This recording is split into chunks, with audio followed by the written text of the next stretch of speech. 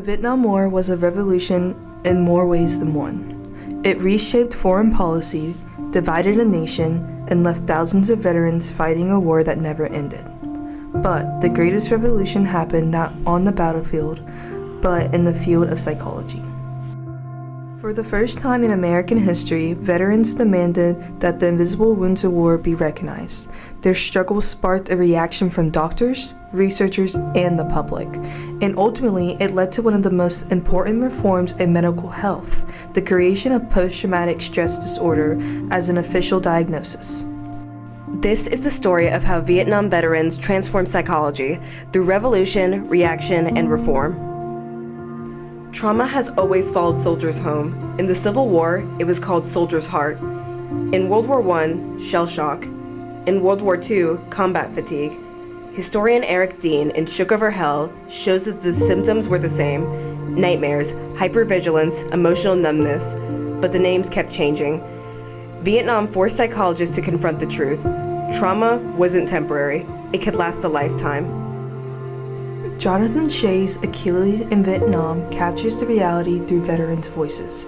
One veteran said, "I haven't really slept for 20 years.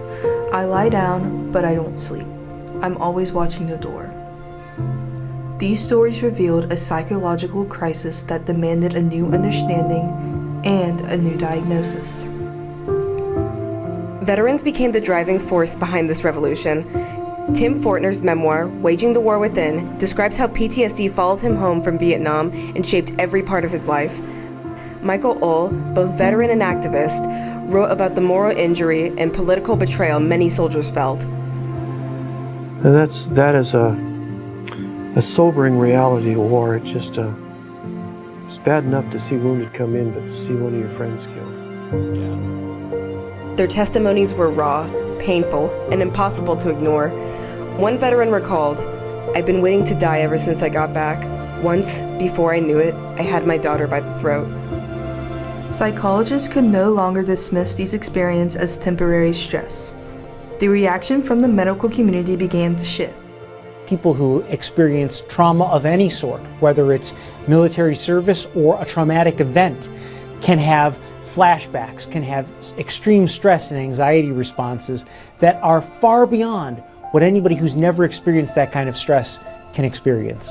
Veterans' voices became evidence, their pain became data, and their persistence pushed psychology towards reform. Researchers began documenting what veterans already knew. Bruce Dorenwin's Surviving Vietnam showed that trauma was widespread and long-lasting.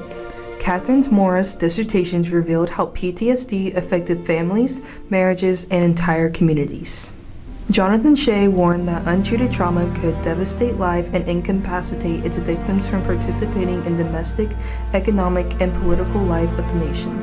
Psychology was reacting, but the field needed a formal diagnosis to create a real reform.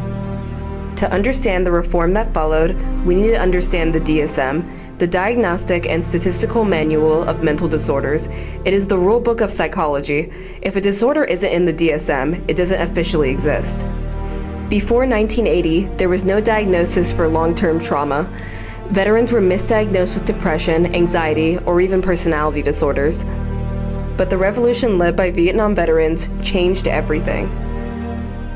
In 1980, the American Psychiatric Association added post-traumatic stress disorder to the DSM-3. This was a historic reform, the first time trauma was recognized as a lasting psychological condition. The Psychotraumatology Institute explains that post-Vietnam syndrome directly inspired the creation of PTSD.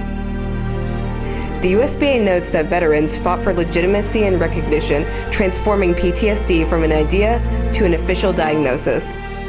In 1994, the DSM-4 refined the criteria, expanding the definition of trauma and improving treatment guidelines. The reform continued and still continues today.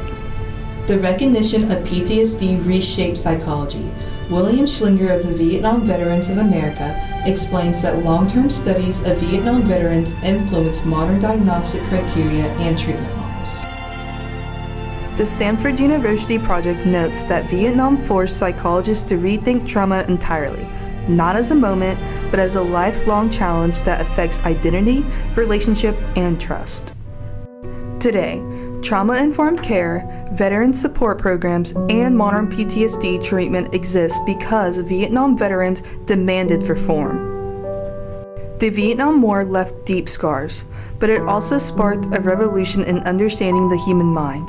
The reaction from veterans, researchers, and the clinicians led to one of the most important reforms in mental health history. PTSD is no longer invisible, and because of that, millions have found a path towards healing.